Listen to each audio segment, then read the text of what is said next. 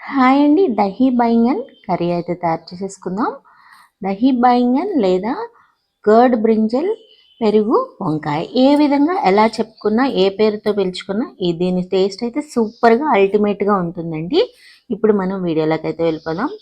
లేత వంకాయలు ఒక పావు కేజీ అయితే తీసుకున్నాను. ఇది మన గార్డెన్లో కాసిన వంకాయలతో చేస్తున్న వంకాయ కూర చాలా టేస్ట్గా ఉంటుంది.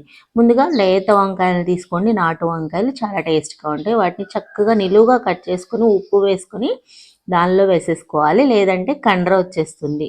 ఉప్పు వేసుకుని నీళ్ళల్లో ఇప్పుడు కట్ చేసుకుని దానిలో వేసేసుకోవాలి. ఇప్పుడు ఆ లేత వంకాయలు కడిగేసుకుని ఒక గిన్నెలోకి తీసుకున్న తర్వాత 1 స్పూను ఉప్పు, 2 స్పూన్ల కారం, 1 పావు స్పూను పసుపు వేసుకోవాలి. ఆ తర్వాత 1 స్పూనున్నర ఆయిల్, పావు కేజీ వంకాయలకి ఈ కొలత అయితే సరిపోతుంది. ఇప్పుడు ఒక చిన్న కప్పు కర్డ్ పెరుగు తీసుకున్నాను. ఈ పెరుగు ఉప్పు, కారం, పసుపు చక్కగా కలిసే వరకు, పెరుగు నూనె కలిసే వరకు బాగా కలిపేసుకోవాలి.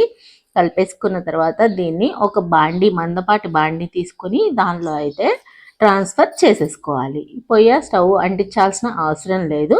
ఇప్పుడు ఇలా ట్రాన్స్ఫర్ చేసేసుకున్న దాన్ని చిన్నగా చేసి చూపిస్తున్నానండి మీకు, ఈ కొలతలు అవన్నీ తెలియడానికి. ఇప్పుడు స్టవ్ మీద పెట్టేసుకుని మూత పెట్టేసుకుంటే చక్కగా 10 నిమిషాల్లో మనకి దహీ బైంగన్ కర్రీ అనేది ఉడుకుతుంది కదా. ఇలా దగ్గరికి వచ్చి ఆయిల్ తేలే వరకు ఉడికించేసుకోవాలి. ఆయిల్ తేరిపోయిన తర్వాత కొద్దిగా కావాలంటే కొత్తిమీర వేసేసుకుని దించేసుకోవడమేనండి. చాలా చాలా టేస్ట్గా ఉంటుంది. అసలు ముక్కలు అయితే ఎంత బాగా మెత్తగా ఉడికిపోయినాయో. ఇది మన గార్డెన్లో కాసిన వంకాయలు కాబట్టి బాగా ఇంకా చాలా టేస్ట్ వచ్చింది. ఇలాగా ట్రై చేయండి మీరు కూడా, చాలా బాగుంటుంది. దహీ బైంగన్ లేదా కర్డ్ బ్రింజల్ పెరుగు వంకాయ ఎలా పిలుచుకున్నా కూడా దీని టేస్ట్ అయితే అల్టిమేట్గా ఉంటుంది. ట్రై చేయండి.